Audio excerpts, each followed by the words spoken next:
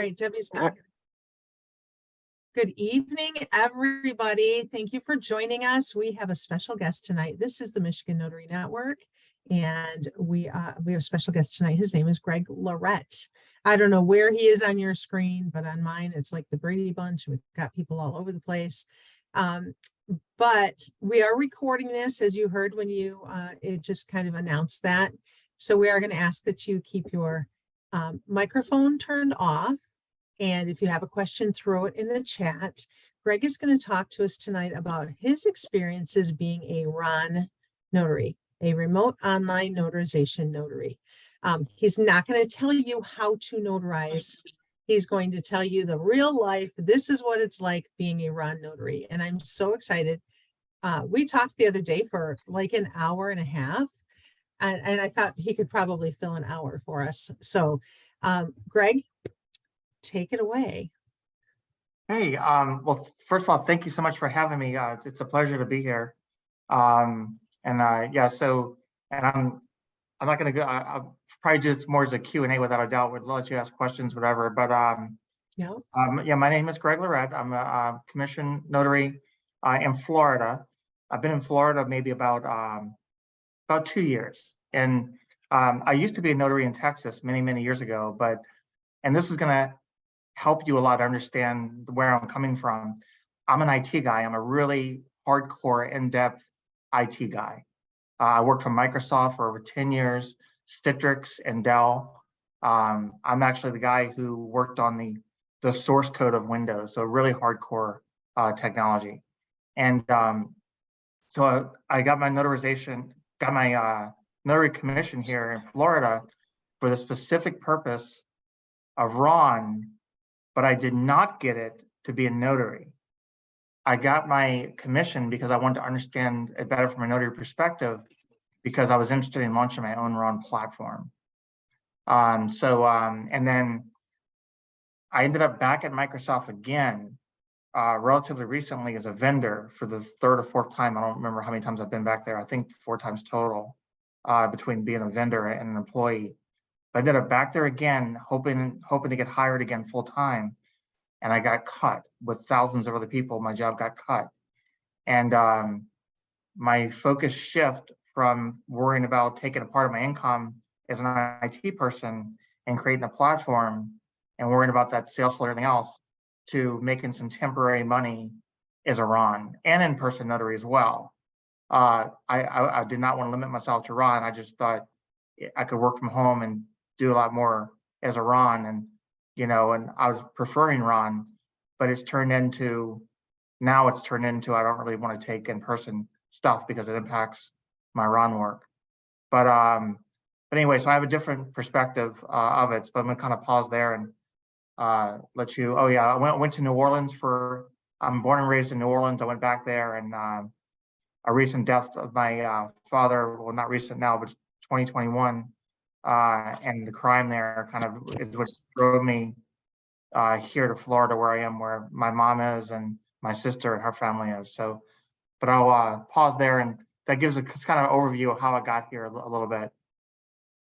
Yeah. So I'm sure one thing will lead to another, but let's start out with the biggest elephant in the room here in Michigan for the notaries, the remote online notaries, is that the notarized platform hands out jobs, and we can't catch them here. We're not allowed to.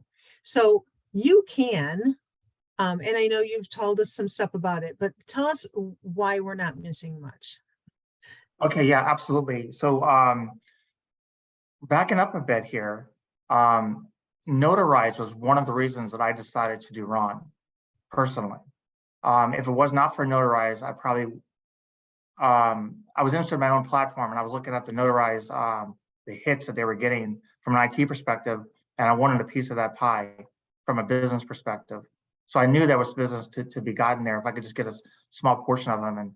Anyway, so and keep in mind, I can do things that notarized cannot do. Notarized only does KBA. I can do biometrics, and I can accept foreign passports for people outside the U.S. But, I don't think I knew that. Debbie, did you know notarized can only do KBA? I didn't, but now I'm curious to know how you do it. Do you do it and then you send the customer to notarize? You're gonna have to explain that, but keep going. Well, two questions here. One is about the notarized, why you're not missing much. But just to briefly explain kind of the concepts here. Generally speaking, when you do an online, is it okay if I answer the second question first? Absolutely. Okay, so let's kind of define some terms here in case people are unfamiliar. Generally, when you think about online notarization, this is how I describe it. It's a traditional notarization done online. Everything looks the same. However, it uses digital certificates where you're digitally signing the in package. The in PDF is signed with the notary's digital certificate, or possibly the platform's digital certificate. But I don't like that way. It should be the notary's one. And as part of the identification, or the authentication, I should say, it's not just the ID. There's a multi-factor at least, authentication that occurs. Almost always that's considered to be KBA, knowledge-based authentication, where you dig in where it's not actually the platform, it's a third party that does this, third party from the platform, but initiated by the platform. They dig into a private database. One of those private databases is likely, or at least somehow a result of your credit header and other private information that they pull, what vehicles you own, what addresses you lived at. And you have to answer these questions to a certain degree of satisfaction as defined by state law. That's one way, and that's the way notarized and most platforms work. But many states, some states at least, allow biometrics. And biometrics is, KBA is something you know. It's a multi-factor authentication. This is my IT knowledge coming out here, not notary knowledge. So multi-factor authentication could be something you have, something you know, whatever, or something you are. Well, KBA is something you know, but biometrics is something you are. So it's your fingerprint, it's your retina, it's whatever. So usually in the case of biometrics, in the case of the notary world we're speaking of now, it's a facial scan to make sure that your face matches your ID. So it's something you are. So not all states allow biometrics, but being in Florida, we do allow biometrics, and we also allow foreign passports without that stamp, without the whatever stamp, as long as you're not in the U.S. only for RON, which allows me to do foreign people. So that's something that notarized cannot do, or does not offer. I shouldn't say they can't do it. They just simply don't offer it. They don't want that business. So back to your first question about notarized, and I don't know if they're opened up to Michigan or not in general, but the on-demand queue is only available in 4 states: Texas, Texas, Florida, Virginia, and Nevada. Now, if you're in one of those 4 states and you pass all their tests and jump through all their hoops, you can work their on-demand queue. However, the reality of the situation is that if you're sitting there taking on-demand calls, you have to be creative in order to be able to pick up a single call. You have to do some interesting things with technology, because if you sit there and try to click it when a call comes in, you're not going to get a single call. Mm-hmm. And if you get interesting with technology to get those calls, you're likely to get either 0 in an hour, or you might get 1 or 2 maybe if you're lucky in an hour. So you're looking at probably making far less than $10 an hour working on notarized. That's doing good currently. Wow. And so what types of documents are people needing notarized through Notarize or through those on-demand platforms? Like, what are we missing out on? Because Staples and FedEx sends everybody there now. I used to get calls from the FedEx office every day, and now they are required to send people to notarize.com, which is not very cool. So what are they notarizing on there? What's the typical? It's a little bit of everything. Honestly, it really is a little bit of everything. Keep in mind, it is different. Notarized does have also a business queue as well. Once you get promoted up in the various levels, they do have a business queue. So you're going to get more business type. But in the retail queue that we're talking about here, anything and everything you could imagine. It could be a divorce document. It could be, but the ones you see a lot of are permission to travel. You see a lot of car, like my very first one there, I think was a car out of impound, just a letter to drive a car out of impound for a person who's doesn't own the car, needs permission to drive it out of impound. Minor consent to travel, consent to issue a passport to a minor, just all the various personal things you see. And you do see a lot of the same work over and over again as well. Like, and I couldn't tell you off the top of my head what these documents are, but they're like every doctor basically in the nation, or at least new doctor, goes through this board to verify identity. They seem to all come through Notarize. There's several companies that come through there for like 401k stuff, or at least they appoint their employees there at least. So you see a lot of the same stuff over and over again, but it's just general notary work, but it's for credentialing no, or credential verification. For the doctor stuff. Yes. Yeah, for the doctor stuff, it's verifying they are who they say they are.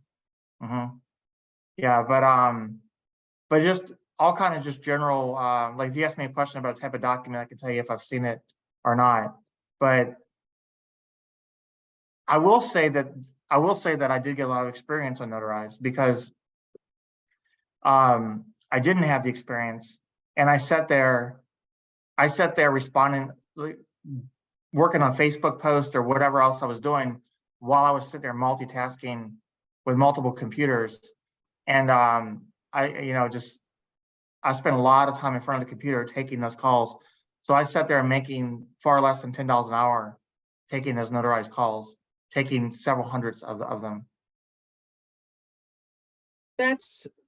So tell us what a day in the life is like for you. For me now? Yeah. Okay.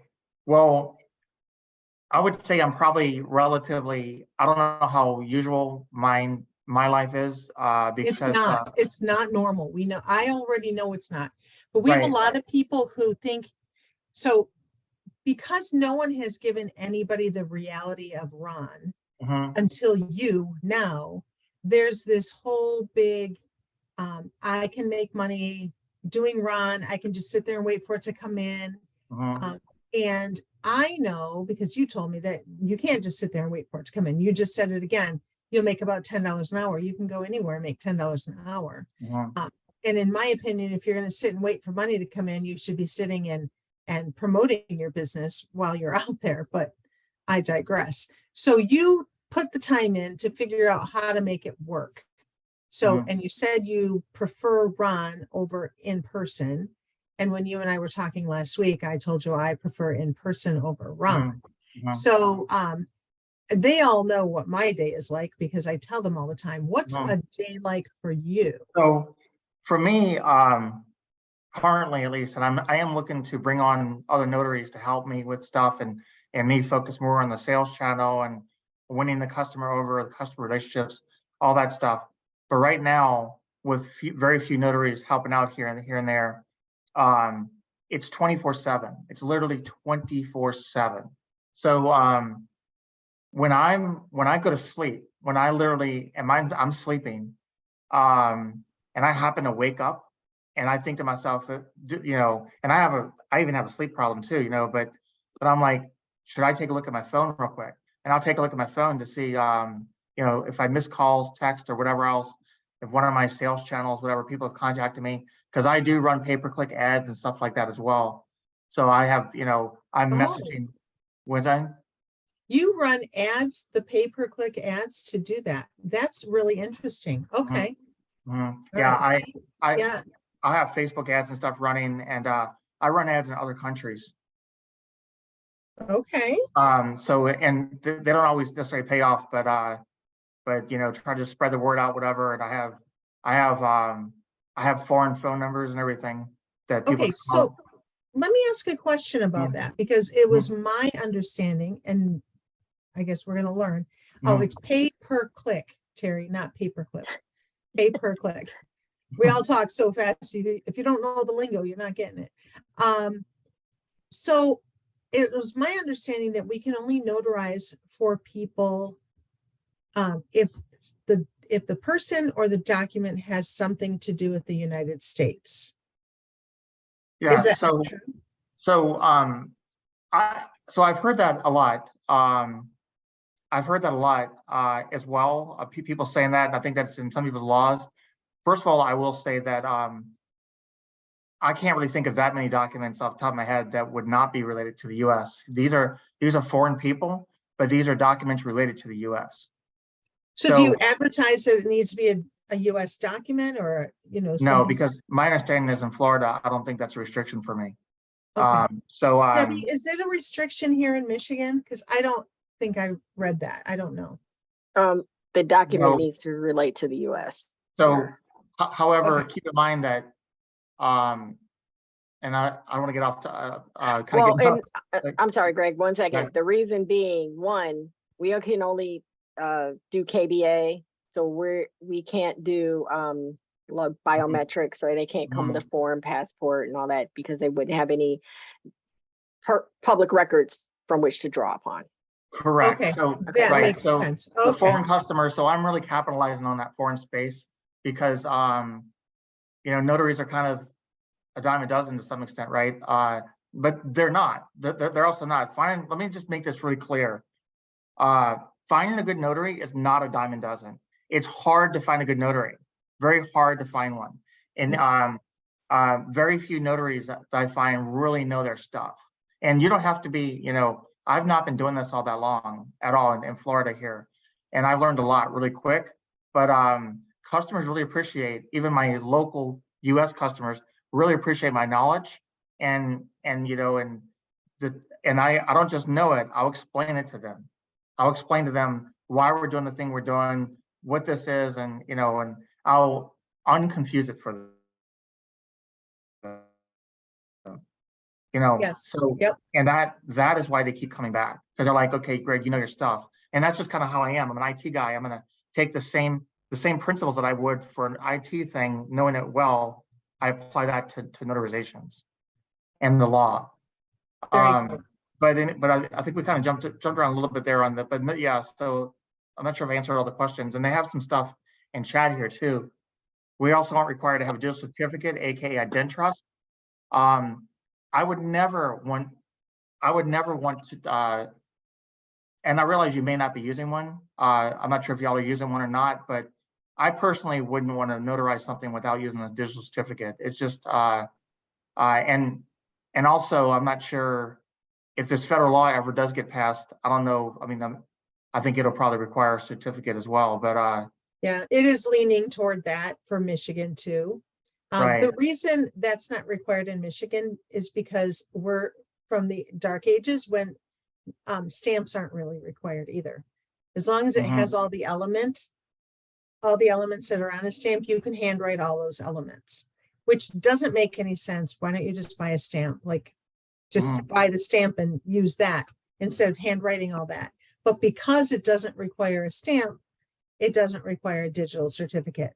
However, electronic notarizations do require an electronic stamp, and it has to say on there that it was performed via remote online notarization, and then it has to list the platform. So those are all, and that's how Michigan gets through that. I wanted to make this clear too, when you're saying, what is a day for you? What is the day like for you? I think the day I talked to you, Leslie, I was actually at the VA hospital. And on that day, I actually lost several customers because I wasn't available to notarize it right then and there. So me being away, cost me, because people, they want it done now. And I will tell you another thing that I do personally for, that helps me get customers. Because it's hard to convert them kind of, to, what I focus on is, how do I get them in session? How do I get this person in a session with me? And so if I can get their document from them, and do some quick markup, load it up, I send them a link. I say, click that. Let's go through this together and meet me in session. And So once you're I a have, salesperson along with being a notary.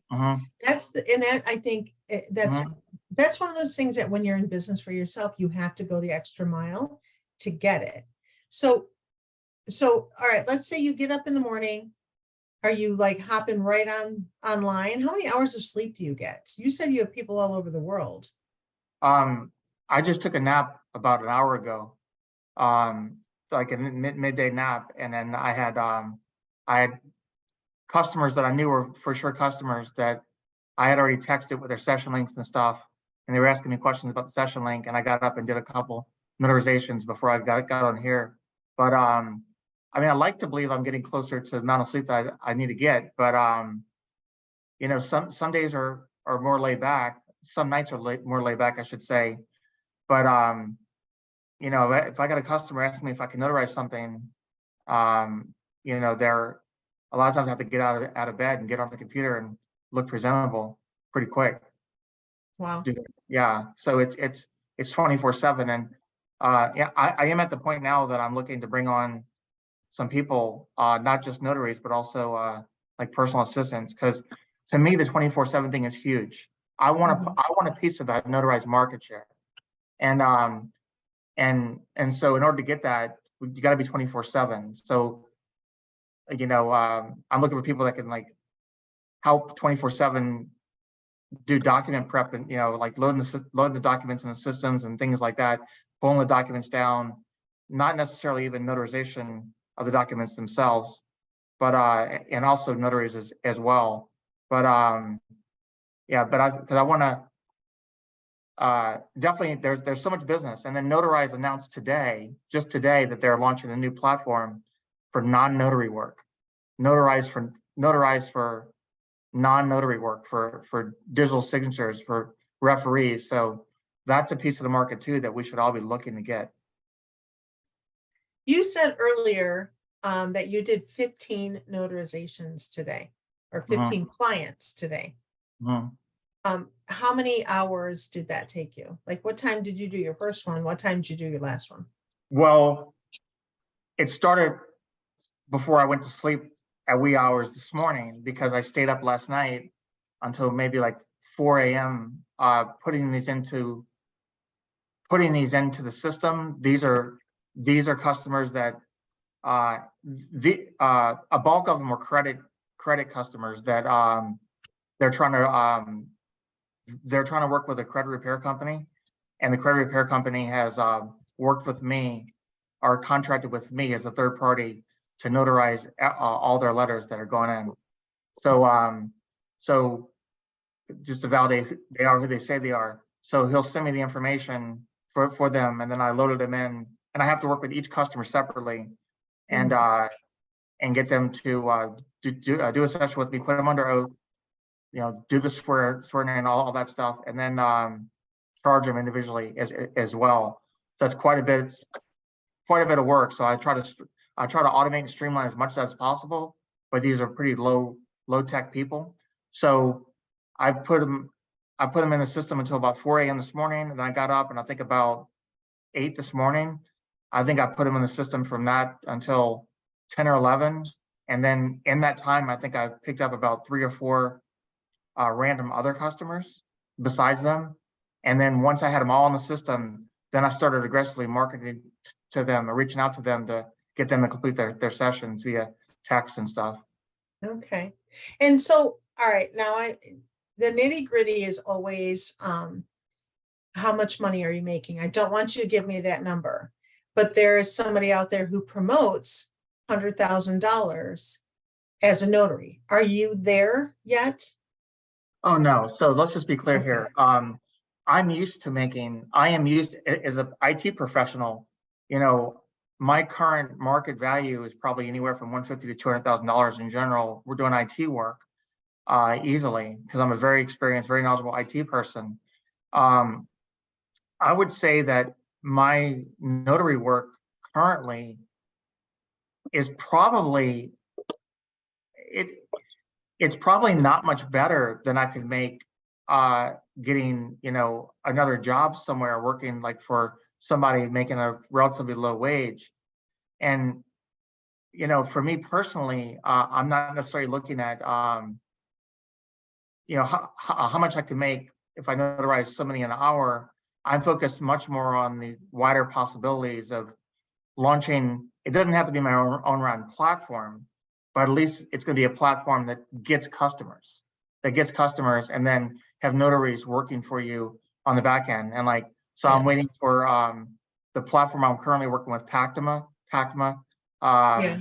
They currently are not making their API available yet, but once their API is available, I expect to integrate with their API and stuff. But so right now it's just a lot of manual legwork and stuff, but I am not making decent money at all. So you're still building, correct? Absolutely, still building, still figuring a lot of things out, making a lot of errors, errors and different things, and a lot of. Let me be clear about this. A lot of what I do every day, a lot of it, I would say, even I probably spend more time trying to improve my business or look for ways to improve it than I am serving customers, because you've got to, there's the tech side. I mean, the tech side is huge, and just because I'm a tech guy doesn't mean I have all these technology things figured out that you need to have figured out. Okay, good to know. All right, back to doing runs on a platform. Do your clients have a lot of technological issues? Some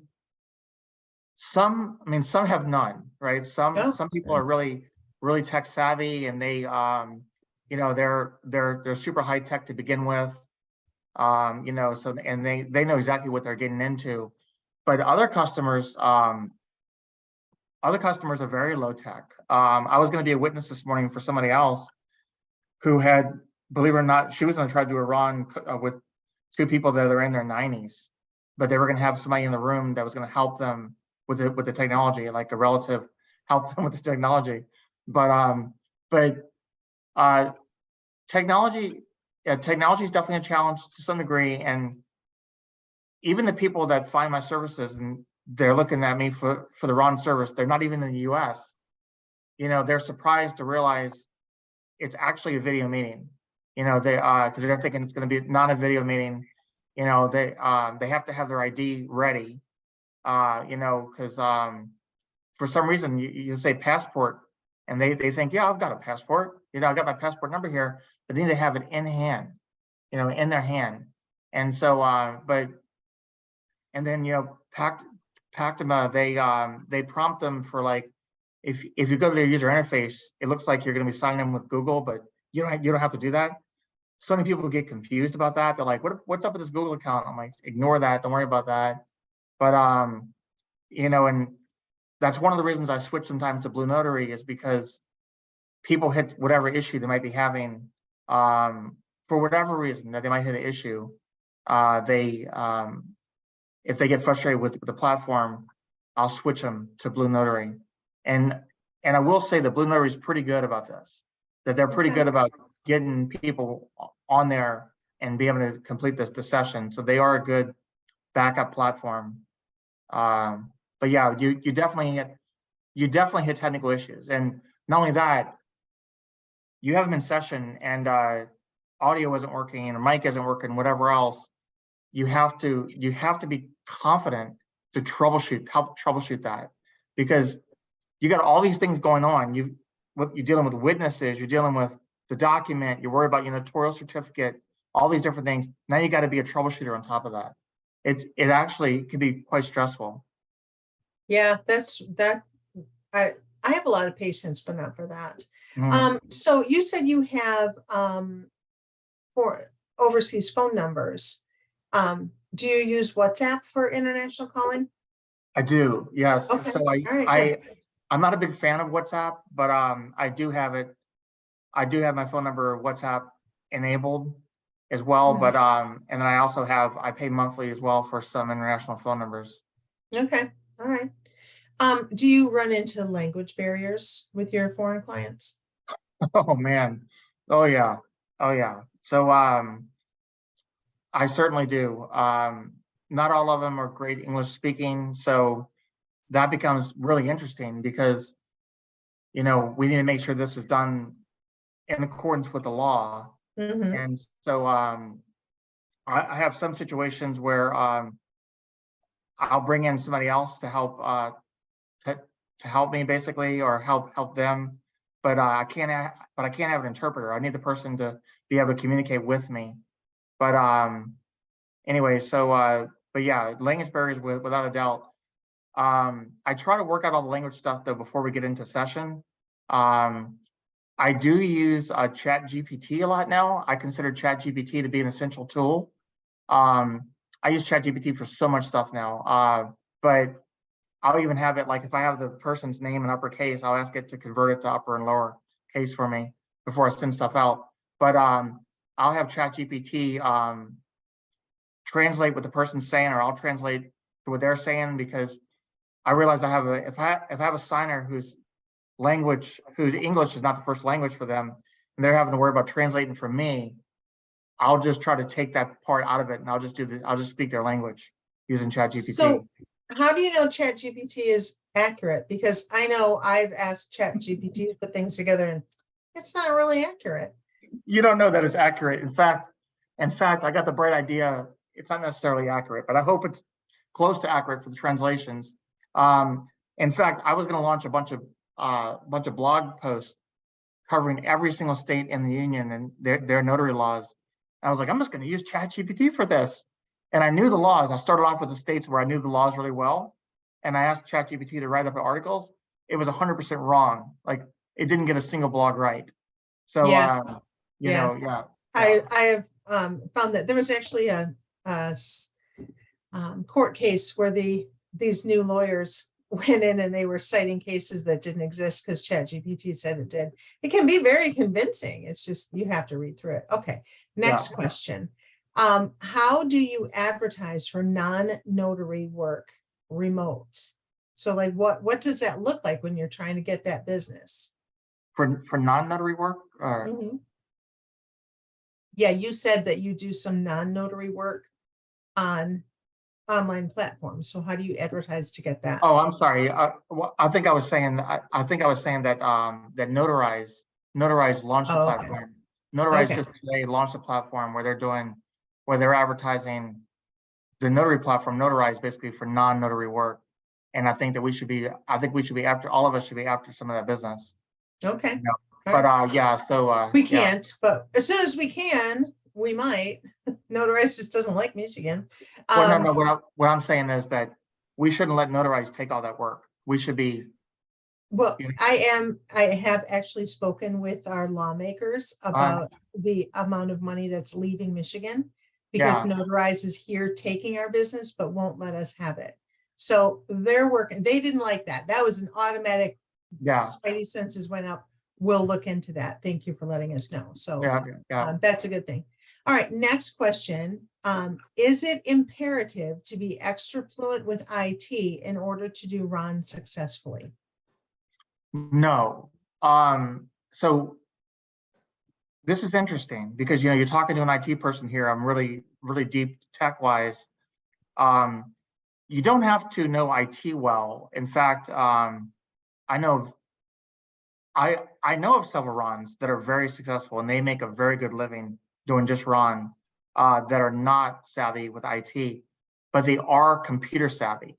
So, you know, the handling of documents, the attachments, sending, and, you know, all that stuff. And this one person I'm thinking of even does use ChatGPT as well, but he's not an IT guy.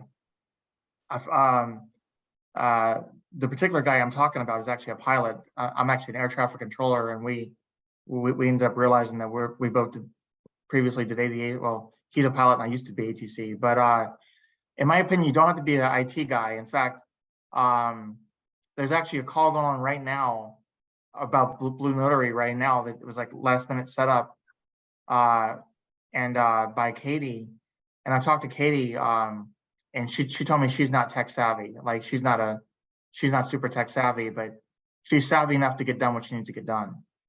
Good. Yeah. So can you explain how you can verify a person via biometrics, but not via the RON platform? Because my experience is really limited, so I kind of know where Debbie's coming from with this question. But doesn't that the identification of a person have to be part of the recording for your notarization? Yeah, so let me make this clear. The platform has to support biometrics. The platform has to support biometrics identification. So, and Blue Notary is a perfect example. If y'all are familiar with Blue Notary, but when you go to set up the session with Blue Notary, you can choose whether you want to let the customer decide or you want to do KBA or biometrics. And so it has to be, it has to be done within the platform. They have the platform has a third party that they use to do the ID verification, whatever, and then it's got to pass that check. So on Pactima, I just choose to skip the KBA, but it still does their identity verification. Okay. And then do you send the instructions to your clients before you meet with them online? I typically don't. Okay. Because tell us what that looks like. How do you get it? Somebody calls and says, hey, I need this done. Yeah. How does that look? So what I find, it depends a lot on who I'm dealing with. It depends a lot on, so like, I don't really get in the weeds too much with the details of how to connect to the session, because getting them to click the link and just to go in there is hard enough. But rather than figure out all these instructions, and I find people, they're, in my experience, and maybe I'm wrong on this, I don't know, in my limited experience, I find that it's better just to get them in there and going through the process and walk them through it if needed. So I usually say, let me know if there's any issues. Okay. And usually in the past, I've given way too much on the customer service side, and I've learned kind of to say, like they'll say, okay, I'm ready, I'm there. I'm like, okay, I don't see you in there. I don't see you in there. Like, they mean they're ready to click the link. And I'm like, no, click the link and go through the ID verification and meet me on the other side. But so I'd rather just try to click the link and just take one thing at a time, overloading them with a bunch of instructions. Now, if there is something that I think they're going to be aware of, or need to be aware of, like, for example, if I'm switching them over to Blue Notary, I might tell them, be sure you check this box at the bottom that I've already uploaded the documents, or I might say, like if I don't see them going through ID verification real quickly or whatever, I might say, you can ignore the Google account thing or whatever. I might give them a little tip at the right time, but I find that it's not useful to overload them with information though. Okay, all right. Do you speak any other languages besides English? I do not. Nothing. Okay. All right. All right. That's interesting. Okay, so I've run out of questions in the side of the chat, but I know that you were keeping me like totally informed when we were chatting last week about different things that you go through during the day. Like you said you will take a notary job in the middle of the night because somebody's on the other side of the world and needs you. Do you keep your phone turned on, like loud enough to wake you up? Is that how you're doing that? So few people contact me over the phone. So sometimes like this credit person thing that I'm dealing with right now, these people do call me on the phone a lot more because this person's given my phone number and like, call Greg, whatever. But for whatever reason, most of my business, most of them are email, messenger, or some other kind of communication, because I believe and I suspect that the person in the other country or wherever they might be doesn't really know, they don't want to interrupt you. So it's a lot of checking email and so forth. And a lot of times a previous customer of mine, like I have one guy, I think I might have used this example with you. I've used this example a few times. I think it's a good example. Somebody that I've done some closings for, he's selling a bunch, him and his wife or whoever she is selling a bunch of properties in Guam, and they're in Vietnam. and they're actually U.S. people. They're actually have U.S. passports, but they're in Vietnam, working in Vietnam. At least she Okay. is. And so I've had them message me in the middle of the night and say, "Hey, title company needs this power of attorney. Are you available?" And Wow. and so it might be 3 a.m. my time, and I'll say I'm available. Send me the power of attorney. I'll get up and mark it up and get on there and do it. Wow. Wow. I would not hear the phone. I'm not getting up at 3 a.m. to do notarization. Oh, I'm pushing yeah. it knowing that I'm leaving my house in 20 minutes to go Let me. do it. Did I already tell you about the United the guy today that they gave me $100 for a $30 notarization? Yeah. Wow.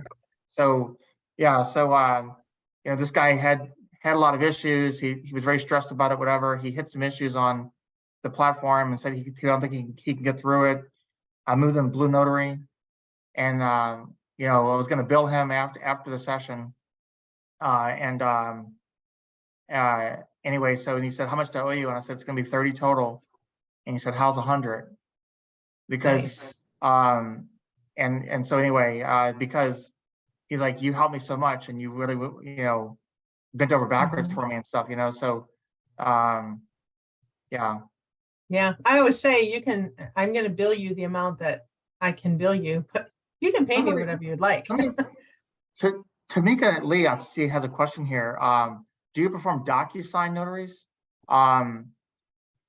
That's an interesting question. I'm not sure what she means by that, but I'm going to tell you my experience with DocuSign. And I don't know what you mean by that. Maybe you can clarify it. But Tamika, do you want to come off mute for yeah. a second and clarify your question? Yes.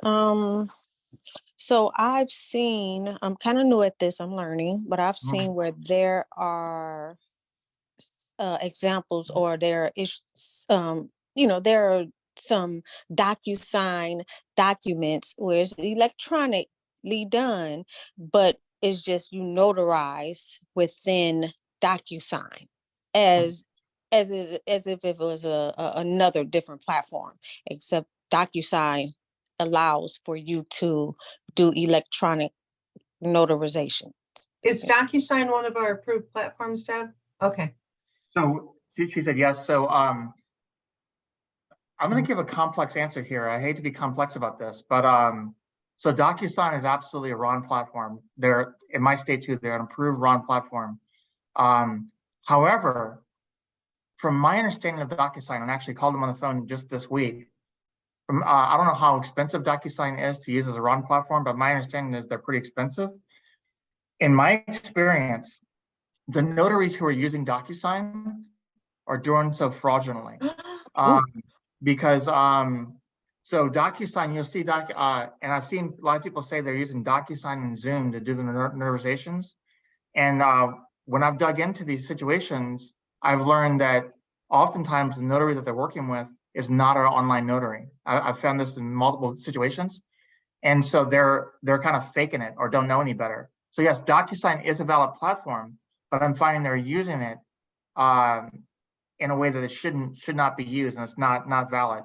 And the example I was given earlier about this Georgia notary that I'm trying to help shut down right now, she's notarizing documents on DocuSign without a meeting. And yes, but Georgia does not have remote online notarization. And she's not even having a meeting. So during the COVID shutdowns, before Michigan was a RON platform, RON approved, they were letting us do notarizations via Zoom, via FaceTime. We could do witnessing with, just kind of call somebody on FaceTime and have them watch, take the document to them afterwards and sign it. Like it was just get it done kind of thing. But they stopped that at the end of June 2021. The unfortunate thing is they sent an email, saying you can't do that anymore and you need to become RON certified. And a lot of people just deleted that email or never read it, or it went to their junk or whatever, for whatever reason. And I knew people who a year and a half later, attorneys, were still using Zoom. They were talking about it on Zoom. They would email the papers or upload it to DocuSign. the people would sign, they would print it and notarize it after it was printed. And all of those are no good. They're not good. That's the sad thing, is that there's not a good method of communication from the states to the people to understand what is legal now and what is not. And there's an attorney that I know who was doing that, and he also was not Ron approved. He didn't know any of that was a thing, and he didn't believe me that it was a thing, and it was kind of a discussion for a while, but now he is. He's all good. We got him Right. up to speed. Yeah, and actually we can use Zoom for certain things, like like in Florida, for example, I can administer an oath over Zoom, like not a notarization, but it was just an oath only. But it's not a Ron though. Like swearing somebody into a deposition or something like that. Sure. Yeah. But yes, but there's a lot of there's a lot of confusion, and that's an important point here, is that, and I think we kind of skipped over, I don't think we really talked about this very much, about being a good notary first, right? Knowing your laws. We probably want to dig into that a little bit, but it's really important. It's really important that you know your laws, and in my opinion, in my strong opinion, and I think I'm right on this, it's not okay to use somebody else as a source of information. Whoever that somebody else is, it could be a company, it could be the National Notary Association. It's not okay to use them as a source. Your source needs to be the law, or a letter from a government agency that's responsible for that clarifies the law or clarifies the position on it. A current letter, depending on, a for-profit organization or somebody else, relying on a YouTube video to tell you that E&O insurance is not valid for loan signing is not a source. Yes. There's so many things that we don't know. Sadly, Michigan is lacking in education badly, but we're working on that. We are in the process of getting some laws changed to require education, and it's going very well. We are asking here, how do you get paid to swear someone in online? Is this a court thing? Please clarify. Oh, that's not something I personally do or have really done. I'm just saying that I do know that it is allowed to, in my state, to swear somebody in online. But if you were, like, for example, it's probably more of a thing if you were, you're a notary and you can swear people in and you already have the gig, but you're going to do it remotely or whatever. You only have to be there for that one thing. But it's not something that I'm in that thing for me. So, and I'm still building up my business, of course. I'm open to local stuff, really super, super local. I don't want to drive very far, real local stuff. But for me, I think offering RONs across the U.S. and also internationally is huge. And I don't think I think there's much room to get your word out that way. And oversaturated, I know I've already touched on this before, but you can look at it and say it's oversaturated. At the same time, most notaries do not know their stuff.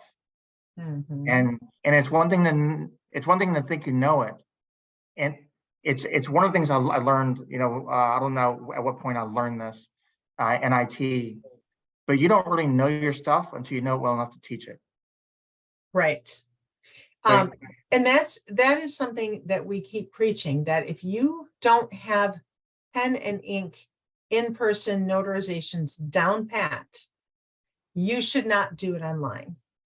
And one of the reasons is because first of all, your anxiety shoots through the roof when you have to help people figure out IT things. If you don't have the patience of a saint, you're not going to be able to help people figure out how, like, where are they and why can't I get this document to upload, and why can't I pass knowledge-based authentication questions and all of those things.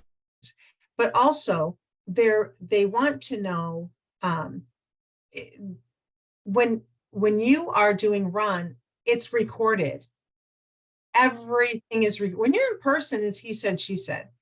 When you're on RON, it's recorded. Everything you say is recorded. You have to record it and it stays for 10 years. So Yep. you better know your stuff. You better know all about the notarization. You better know not to say too much about that document. You better know exactly what you can say and what you can't say.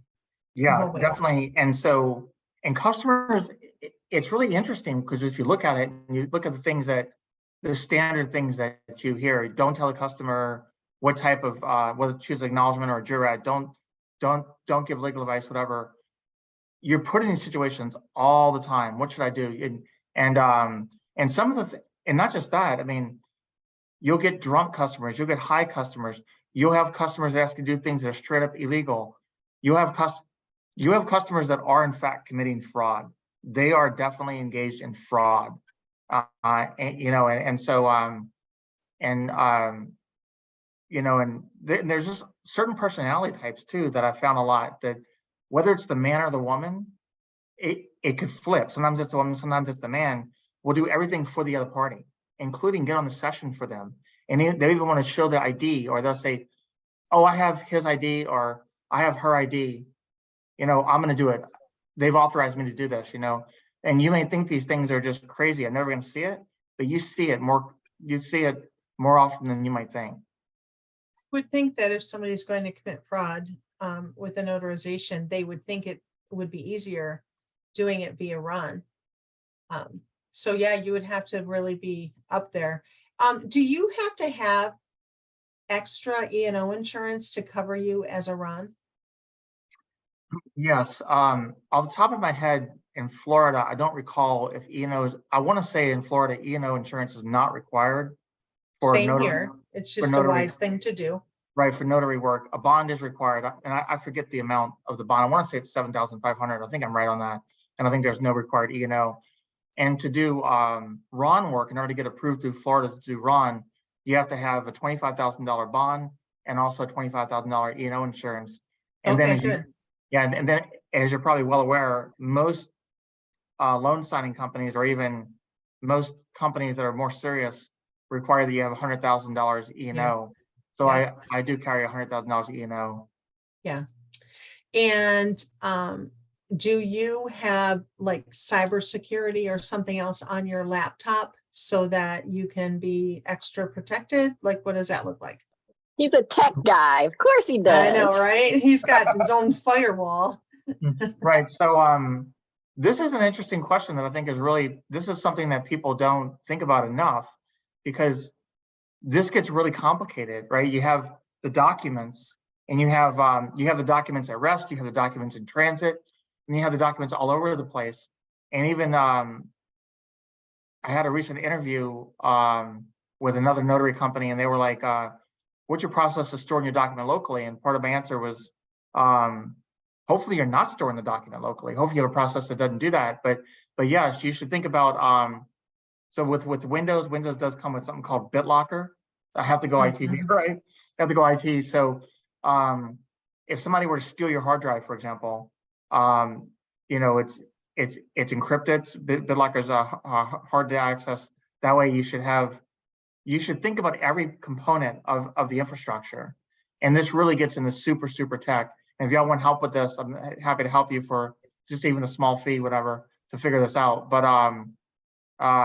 you should really think about every component in the infrastructure where these documents are, and think about your liability if something happens. I would never, just personally me in a million years, I would never have documents sent to me over Yahoo or Hotmail or any of those Gmail type of accounts. I simply wouldn't do it. I do use Office 365, so greg@lirette.net or notary@lirette.net. Those are Office 365, which are multi-factor authentication. And then I have other controls in place. Whereas if I did get hacked or something and somebody logged on from outside of my geographic area, other controls in place as well. But the customer and other parties don't have to take care of the document necessarily, but we should do everything we can do, everything that we're able to do within our control to take care of this. And if you download like an ID, for example, you should think in your mind, this is PII, or the document PII is personal identifiable information. And sometimes more than that. Sometimes you have HIPAA involved, all these different things. And really, quite frankly, and I know I'm going on a tangent a little bit here, but if you work for a large corporation that dealt with this information, they would put you through training for all these different things, HIPAA, all these different types of things. You should be putting yourself through the same training, in my opinion. Yep. That Data makes privacy, data privacy, Yeah. that kind of thing. Yep. One last question before we go. Do you use a separate computer for your runs and you do it for everything else? I don't have necessarily a dedicated computer for it, but I do have multiple computers that I do it on. So it depends on. I might be, in other words, like I might be on notarized. I still take notarized on-demand calls. By the way, I'm saying you don't make much money doing it, but I still do it, and I'll have a separate computer dedicated over there or notarized, and I'll be on another computer. So doing something here. So, and if I get a session or something, I'll turn off my on-demand queue at notarized. But so even though you don't make much money doing it, it's something, right? So if I'm here, so I do have multiple computers, and I also use my mobile phone a lot for if it's something I can do, you know, on the phone instead of the computer, I'll use my phone for it as well. Yeah. All right. And then somebody, it was the last question, but somebody else came in with, what insurance company do you use for your cybersecurity? Oh, I'm sorry. I don't have a cybersecurity policy currently. And yeah, I currently do not carry. And I've seen people, by the way, I've seen people out there that say, oh, you need a cybersecurity policy, or oh, you need this great insurance policy. And Leslie, I think you and I had this conversation a little bit. You know, you can also open yourself up to lawsuits if you have a big insurance policy. I'm not opposed to having one, but I haven't obtained a policy yet myself. Yeah, you can usually add it to your policy. But our E&O guy is coming on next week, same time next week. Join us. Okay, I'd love to. Yeah. Yeah. So you'll learn all about the E&O insurance, why we need to have it, what it covers. That's my thing. I send him my policies, the NNA policy, my BIWRC policy, so that he can dissect them and tell us what's covered by those things and how the premium is determined, and all the good nitty-gritty stuff about E&O insurance that nobody knows, because I mean, it was like pulling teeth to get the NNA to tell me anything about that. I just sent an email to NNA today, actually, asking for clarification because of a YouTube video that was a post. There was a YouTube video about the guy saying that it doesn't cover loan signings, and I think it would cover the notary portion of the loan signing, but I sent them. It does. It covers notarial acts. That's the other, just a real quick thing. The other insurance, the loan signing, covers you carrying around the documents that has people's personal information on it. That's what's not covered under NNA's. Right. That makes so if all you're doing is run, if you're not carrying around, if you're working in a title office, you probably don't need it because you're not carrying around people's documents. But if you're responsible for the delivery of those documents anywhere, even if it's FedEx, you need to have some coverage. It's just, it's simple business. Yeah, because there's a guy, there was a posting earlier today on Facebook where they pointed to a YouTube video, and I watched the YouTube video, and the guy says, it does not cover loan signing at all. And I'm like, that's too blanket of a statement. I mean, it doesn't cover non-notarial acts. Yeah, exactly. Yeah. Right. Yeah. So that's the thing. All right. Well, Greg, I want to thank you for coming.